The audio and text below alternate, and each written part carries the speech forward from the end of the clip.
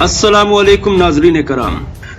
कराम, कहा जाता है कि जिस दरख्त पर सबसे ज्यादा फल लगा होता है, सबसे ज्यादा पत्थर भी उसी के नसीब में होते हैं।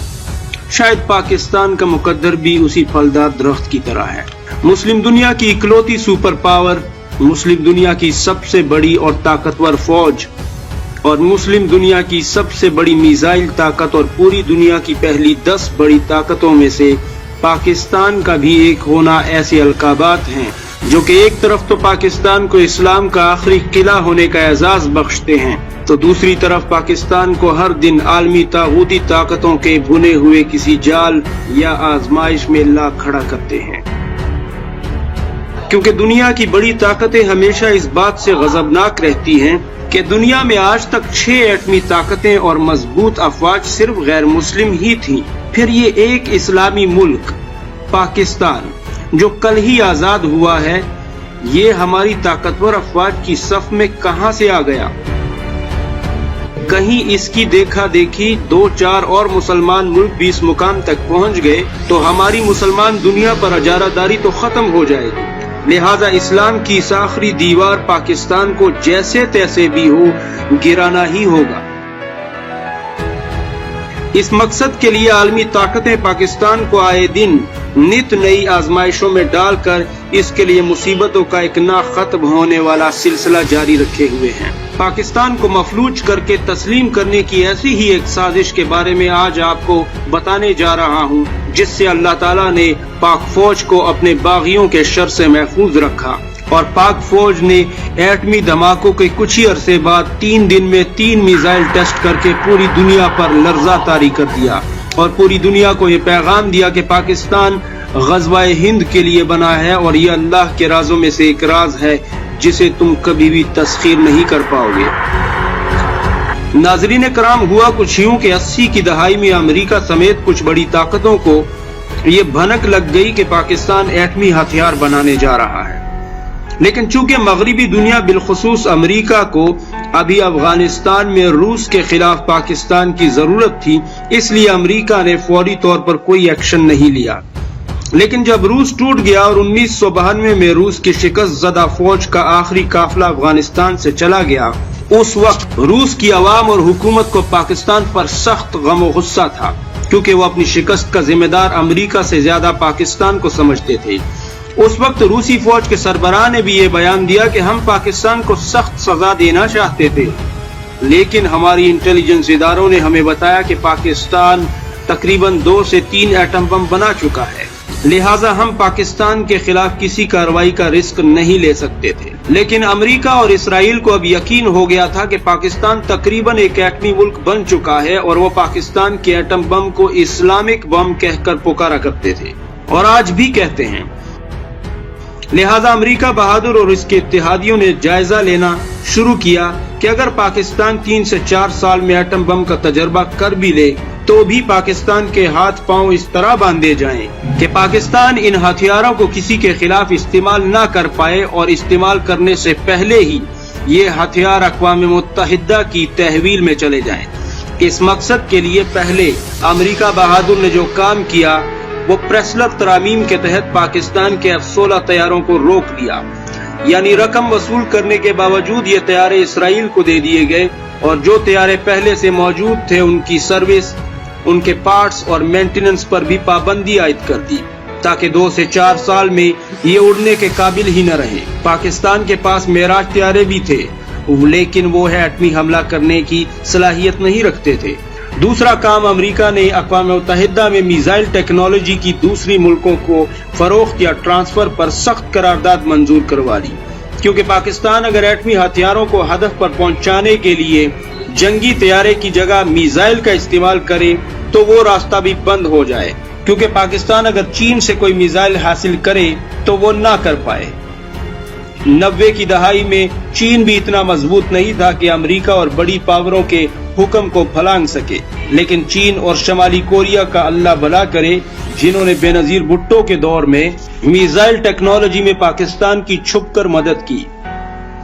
अब तीसरा और आखिरी काम ये था कि भारत, जिसके पास उस वक्त भी ऐसे मिसाइल थे जो कि 90% पाकिस्तान को आसानी से निशाना बना सकते थे, اور وہ ایک ایٹمی طاقت بھی بن چکا تھا، اس کو پاکستان کے ساتھ ایک محدود جنگ پر اکسایا جائے تاکہ اقوام متحدہ کی امن افواج کو پاکستان میں داخلے اور ایٹمی ہتھیاروں کو اپنے تحویل میں لینے کا جواز پیدا ہو سکے۔ 1998 میں ایٹمی دھماکے کرنے کے بعد جب پاکستان پر پابندیوں کی بارش ہو جاتی ہے تو سعودی عرب، ایران، ترکی اور دیگر اسلامی ملکوں نے پاکستان کی ان پابندیوں میں بھرپور مدد کی، لیکن کمزور ایئر فورس اور میزائل طاقت کے حوالے سے وہ بھی پاکستان کے لیے بہت فکر مند تھے۔ اور اب یہ کھیل آخری مرحلے میں داخل ہوتا ہے۔ واجپئی کے دور حکومت میں بھارتی پارلیمنٹ پر حملہ کروایا جاتا ہے، جس کا ذمہ دار پاکستان کو بنا کر بھارتی وزیر اعظم 7 لاکھ سے زائد میزائلوں سے لیس فوج کو پاکستان کی سرحد پر کھڑا کر دیتا ہے، اور امریکہ سمیت عالمی طاقتوں کو یہ بھرم ہوتا ہے کہ پاکستان کی فوج جتنی مرضی بہادر ہو، وہ بھارت سے تعداد میں ایک تو آدھی ہے اور اس کی ایئر فورس بھی اس وقت کمزور پوزیشن میں ہے، لہذا اگر بھارت سرحد پر پاک فوج سے شکست بھی کھا گیا تب بھی پاکستان کے سبھی بڑے شہر بھارتی میزائلوں کی زد میں ہیں، جبکہ جواب میں پاکستان بھارت کے اندر کسی بھی بڑے شہر کو نشانہ نہیں بنا پائے گا، اور بہت جلد بھارت کے سامنے پاکستانی فوج گھٹنے ٹیک دے گی اور تسلیم ہو جائے گی۔ اور اگر بھارت یہ منصوبہ پایا تکمیل تک نہ بھی پہنچا پایا تو بھی 9/11 کے بعد افغانستان میں موجود امریکی فوجیں پاکستان میں آسانی سے داخل ہو جائیں گی اور اس ناپاک مشن کو پورا کر لیں گی۔ لیکن جیسا کہ مشہور ہے، قسمت بھی ہمیشہ بہادروں کا ساتھ دیتی ہے، نہ کہ بزدلوں کا۔ امریکہ اور عالمی طاقتیں شاید نہیں جانتی تھیں کہ پاکستان کی انٹیلیجنس ایجنسی ISI کس بلا کا نام ہے۔ ISI نے پاک فوج کو 1993 سے ہی اس ناپاک منصوبے کے بارے میں خبردار کر دیا تھا، لہذا اب وقت آن پہنچا تھا کہ پاکستان خود کو مرد میدان ثابت کرے۔ پاکستان نے 26 مئی 2002 کو 1500 کلومیٹر تک مار کرنے والا میزائل غوری 1 کا کامیاب تجربہ کیا، جس کو جہلم سے فائر کر کے بلوچستان میں کامیابی سے ہدف پر داغا گیا۔ یہ ایک ایٹمی میزائل تھا۔ 27 مئی سن 2002 کو غزنوی میزائل کو کراچی کے علاقے سون میانی سے فائر کیا گیا، جس نے 300 کلومیٹر کے فاصلے پر بلوچستان میں ٹارگٹ کے پرخچے اڑا دیے۔ 28 مئی سن 2002 کو تیسرا میزائل ابدالی فائر کیا گیا، جس کی رینج 180 کلومیٹر تھی اور اس نے کامیابی سے ہدف کو پن پوائنٹ ایکوریسی کے ساتھ نشانہ بنایا۔ اور اس طرح 3 دن میں 3 میزائل ٹیسٹ کر کے اب امریکہ اور بڑی طاقتوں پر لرزہ طاری ہو گیا تھا۔ بھارتی فوج کے قدموں تلے سے زمین کھسک گئی تھی، کیونکہ ان ایٹمی میزائلوں کی زد میں بھارت کے 75 سے بھی زائد شہر آ گئے تھے، اور تو اور افغانستان میں کابل، قندوز اور کندہار میں اور دیگر ایسے افغان علاقے جہاں امریکی اور اتحادی فوج کے اڈے اور بیسز تھے، ان میزائلوں کی نوک سے صرف ایک حکم کی دوری پر تھے۔ پاکستان نے ان میزائلوں کے تجربے کر کے بھارت سمیت امریکہ اور اس کے اتحادیوں پر اس حقیقت کو آشکار کر دیا کہ پاکستان اگر ایٹمی ہتھیار بنانا جانتا ہے تو ان کی حفاظت کرنے کی نہ صرف طاقت رکھتا ہے بلکہ حیثیت بھی کھڑی کر چکا ہے۔ پورے افغانستان میں امریکی اور اتحادی فوجی بیسز اور اڈے اور 75% بھارت اب پاکستانی میزائلوں کی نوک سے چند لمحوں کے فاصلے پر تھا۔ غوری 1 میزائل نے صرف 8 منٹ 32 سیکنڈ کے مختصر عرصے میں اپنے ہدف کو فنا کیا تھا، اس لیے افغانستان میں موجود تقریباً سبھی امریکی اڈے اور بھارت کے تقریباً 52 بڑے شہر پاکستانی سرحد سے اوسطاً 300 سے 1100 کلومیٹر کے فاصلے پر تھے، لہذا امریکہ اور بھارت یہ جان چکے تھے کہ پاکستان تقریباً 4 سے 6 منٹ میں ایک بھیانک جوابی کارروائی کرنے کی طاقت کھڑی کر چکا ہے،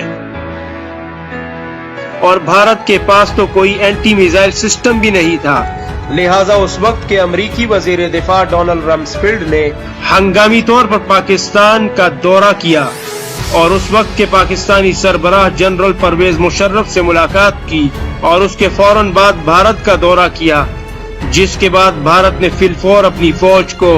ज़माने अमन की पोजीशन पर वापस बुला लिया। और इस तरह अल्लाह ताला ने मोहम्मद रसूलुल्लाह सल्लल्लाहु अलैहि वसल्लम के आशिकों को सुरखरू होने का मौका दिया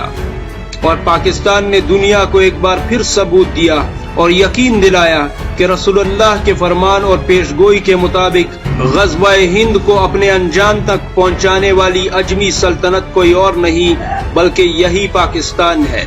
नाज़रीन कराम, आपसे इल्तिमास है कि वीडियो को लाइक और सब्सक्राइब करने के अलावा कमेंट में पाकिस्तान जिंदाबाद और पाक फौज पाइंदाबाद जरूर लिखिए। इससे हमारी फोर्सेस का मोराल बुलंद होता है। शुक्रिया।